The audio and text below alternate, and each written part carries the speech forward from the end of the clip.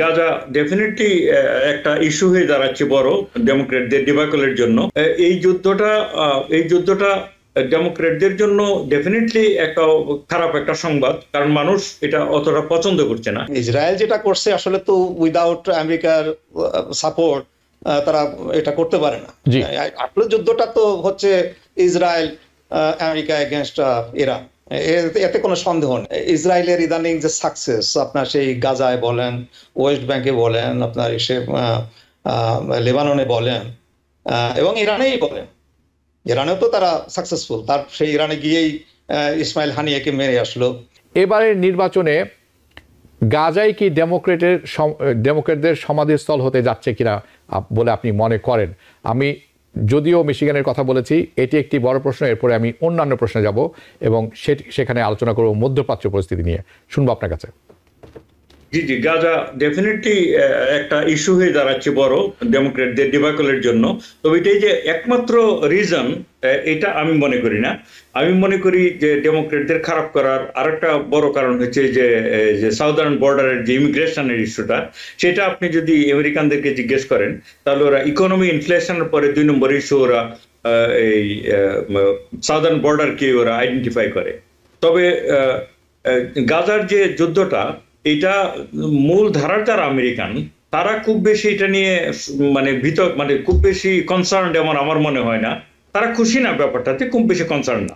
Concern হচ্ছে আমাদের প্রগতিশীলরা, ব্ল্যাকরা, তারপরে এশিয়ানরা, মুসলিমরা, শুধু মুসলমানরা না। আর কারণ এত বড় একটা অন্যায়, এত বড় একটা গণহত্যা যেভাবে ওরা করে যাচ্ছে, শুধু গাজাতে না, এখন তো এটা গিয়ে আপনার হয়েছে ওয়েস্ট ব্যাংকে, তারপরে হচ্ছে লেবাননে, তারপরে আজকে কিন্তু আমেরিকার সরাসরি ইয়েমেনেও আক্রমণ করেছে, ইয়েদেরকে নিয়ে, ব্রিটিশদেরকে নিয়ে আপনার হুদিদেরকে আক্রমণ করেছে। তারপর তারা হচ্ছে সিরিয়াতে আক্রমণ করেছে। লেবানন এবং সিরিয়ার যে রাস্তাটা, কানেক্টিং রাস্তা, সেই রাস্তাটা ওরা বম্বিং করে উড়িয়ে দিয়েছে। সব মিলিয়ে এই যুদ্ধটাতে কিন্তু আমেরিকা পুরোপুরি ইনভলভ। হ্যাঁ, সুতরাং এই যুদ্ধটা ডেমোক্রেটদের জন্য ডেফিনেটলি একটা খারাপ একটা সংবাদ, কারণ মানুষ এটা অতটা পছন্দ করছে না। তবে এটার জন্যই ওরা হেরে যাবে, এটা আর কি আমি একটু দ্বিমত পোষণ করছি।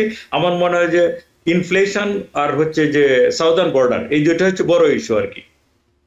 গর্ভপাতের বিষয়টি আপনি কি মনে করেন যে এটা গর্ভপাতের বিষয়টি ডেমোক্রেটদের ফেভারে যাবে? আমি বলছি এই যেহেতু এটা আর কি ইনফ্লেশন এবং ইকোনমি এবং বর্ডার, এটার মানুষ 10 থেকে 11% বেশি ভোট দিয়ে রাখে হচ্ছে ট্রাম্পকে।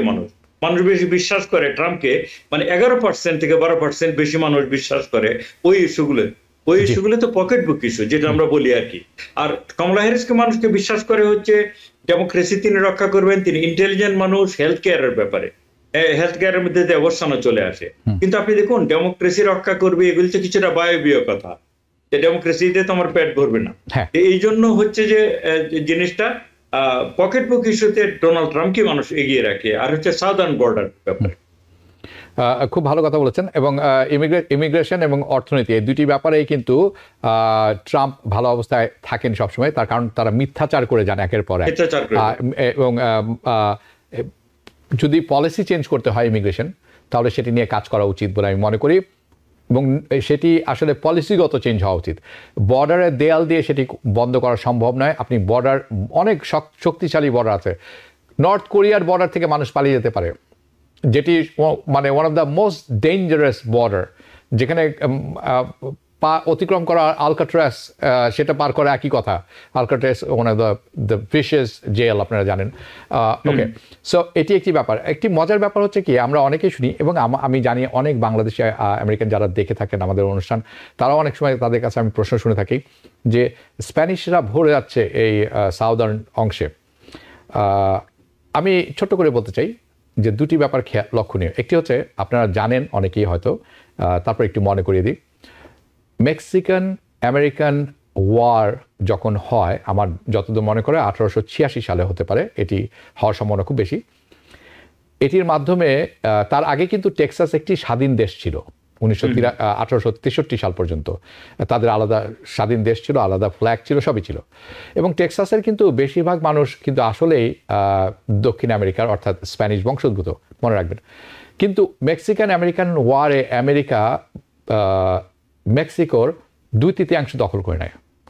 যার মধ্যে উল্লেখযোগ্য কিছু স্টেট আমি বলতে পারি, new Mexico, Arizona, Nevada, California. আপনি কি চিন্তা করতে পারেন কত বড় বড় স্টেট সেগুলি? তো এটি দখল করে নিয়েছিল। এখানে থাকে কারা? সবাই তো মানে দক্ষিণ আমেরিকা, স্পেশালি মেক্সিকান বংশোদ্ভূত, এটি তাদের দেশ ছিল। কাজে অনেকের কাছে আমি শুনি যে মেক্সিকানরা এসে ভরে গেছে। নো নো নো, তাদের অংশটি জোর করে দখল করে নিয়ে আছে। তারা কোথায় যাবে? তারা ওই পারে চলে যাবে এখন? তারা তখন থেকে এইখানে আছে। আরেকটি প্রশ্ন, ইমিগ্রেশনের ব্যাপারটি, যে সাউথ আমেরিকা থেকে দেশে বর্ডার ক্রস করে সবাই চলে আসছে। মনে রাখবেন, এই সাউথ আমেরিকা অস্থিতিশীল করার সবচেয়ে বড় দায়ভাগ হচ্ছে আমেরিকার। যখন মানুষের কোনো উপায় থাকে না, তখনই তারা নিজের দেশ ছেড়ে অন্য কোথাও যান বাঁচানোর জন্য পালাতে রাজি হয়, কারণ নিজের দেশে থাকার কোনো উপায় নেই। আমার মনে হয় আপনারা দুজনেই আমার সাথে একমত পোষণ করবেন ব্যাপারটিতে। মনির মোস্তফা আলী, আমি দুঃখিত, আমি একটু বলতে বাধ্য হলাম, কারণ অনেকের ভুল ধারণাটি সংশোধন করা দরকার সঠিক তথ্যের মাধ্যমে। মনির মোস্তফা আলী, মধ্যপ্রাচ্যে অস্থিরতা কি বড় যুদ্ধের রূপ নেবে? তেলের বাজার কিন্তু স্বস্তি ফিরতে আসছিল, এখন কিন্তু সেটি মনে হচ্ছে না, সেটিও হু হু করে বাড়তে শুরু করবে। আমি তেলের বাজার নিয়ে মোটেও চিন্তিত নই, কারণ ইনফ্লেশন আসছে, বাড়তে থাকবে, প্রাইস আপ অ্যান্ড ডাউন হবে, আন্তর্জাতিক মার্কেটে কারসাজি হয়ে থাকে, কিছু না হলেও দাম তারা বাড়ান আবার কমান যখন ইচ্ছা হয়। কিন্তু যেই যুদ্ধ রূপ শুরু হয়ে গেছে, এতে কিন্তু খুব ভয়ঙ্কর পরিস্থিতির রূপ নিবে বলে মনে হচ্ছে খুব শীঘ্রই। কারণ আমরা জানি ইরান যে হামলাটা চালিয়েছে, আমি যতদূর জানতে পেরেছি 215টি মিসাইল ছিল, তার মধ্যে ব্যালিস্টিক কিছু মিসাইল ছিল, হাইপারসনিক কিছু মিসাইল ছিল। হাইপারসনিক মিসাইল একটিও কিন্তু রুখতে পারেনি ইসরায়েল এবং আমেরিকার সবাই মিত্ররা, কারণ হাইপারসনিক ঠেকানো খুব কঠিন, এবং যে কয়টি হাইপারসনিক লক্ষ্যবস্তুতে হিট করেছে সব কয়টি হাইপারসনিক। এবং ইসরায়েলের যে আয়রন ডোম আছে এবং পেট্রিয়ট মিসাইল সিস্টেম আছে, এইটি হাইপারসনিক মিসাইল, অনেক ক্ষেত্রে ব্যালিস্টিক মিসাইলও রুখতে থামানো, তারা ওই কার্টুস যে রকেট আছে সেটি থামাতে পারেন হিজবুল্লাহর, এর চেয়ে বেশি কিছু করা সম্ভব নয়। এটি কিন্তু একটি বড় ভীতির কারণ ইসরায়েলের জন্য হওয়া উচিত। লক্ষণীয় বিষয় হচ্ছে, ইরান কিন্তু খুব ভেবে চিন্তে আমেরিকাকে জানানোর পর আক্রমণটি করেছে, এবং তারা আক্রমণ করেছে একটি সামরিক ঘাঁটিতে, যেখান থেকে প্লেন উড়ে গিয়েছিল বমিং করতে হিজবুল্লাহর ওখানে লেবাননে। তারা কিন্তু হুঁশ জ্ঞান হারিয়ে তেল আবিবের বসতিপূর্ণ অঞ্চলে আক্রমণ করেনি অমানুষের মতো, অর্থাৎ দ্য ওয়ার এঙ্গেজমেন্ট যে কথাটি আমরা জানি সেটি মেনে তারা কাজ করেছেন। এখন ইসরায়েল যখন প্রতি আক্রমণ শুরু করবে, আমরা জানি ইসরায়েল একটি পাগল কুকুর, যার কোনো হোশ জ্ঞান থাকে না, ঠিক আছে?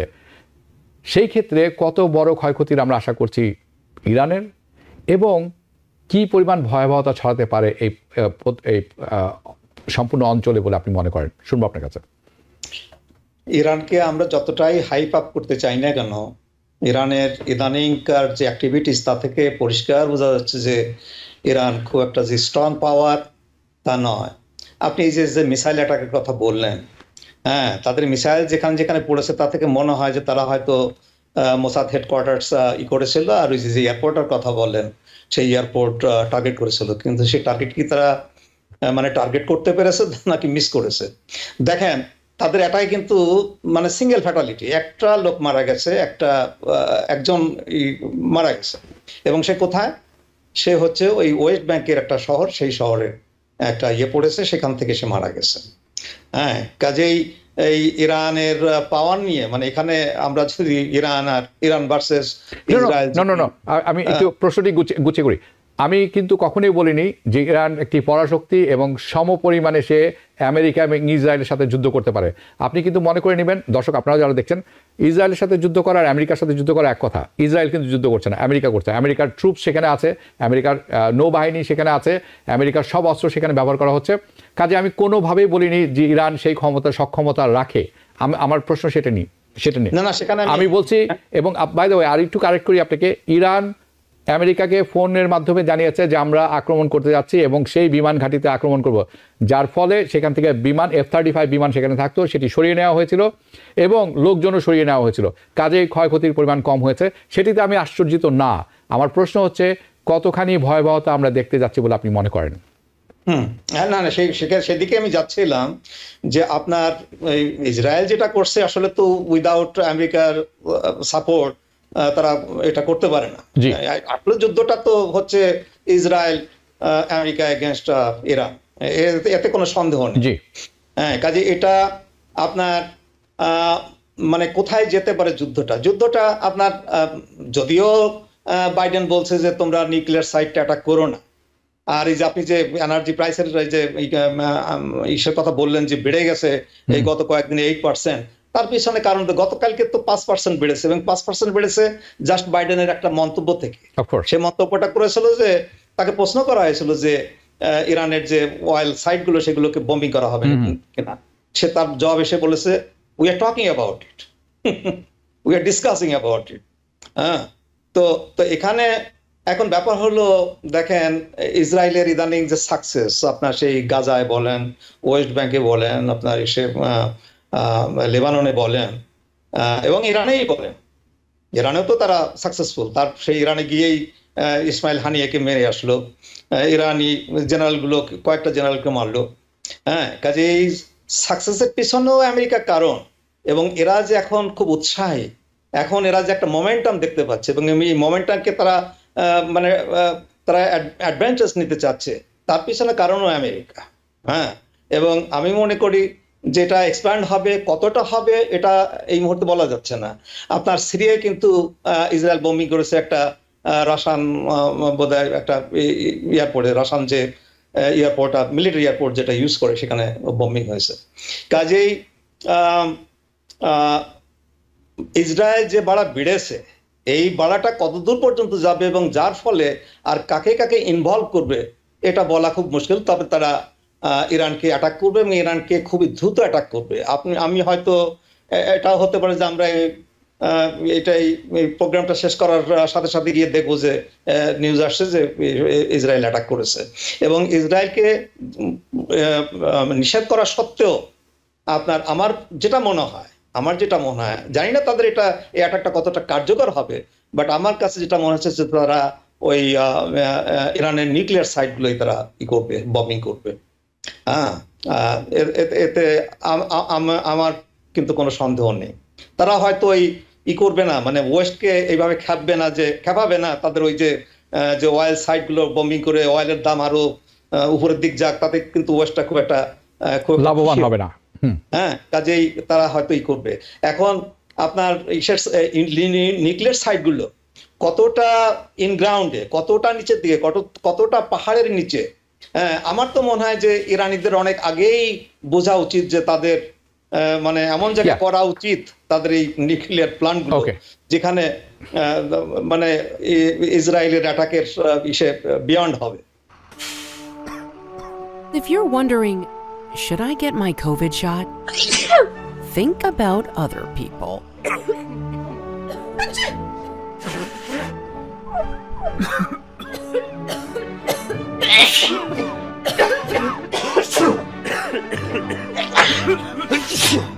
Set a date to get your COVID shot and RSV if eligible. Learn more at nj.gov/health/vaccines. New York থেকে সম্প্রচারিত TBN24 টেলিভিশন বিশ্বজুড়ে বাঙালির কণ্ঠস্বর।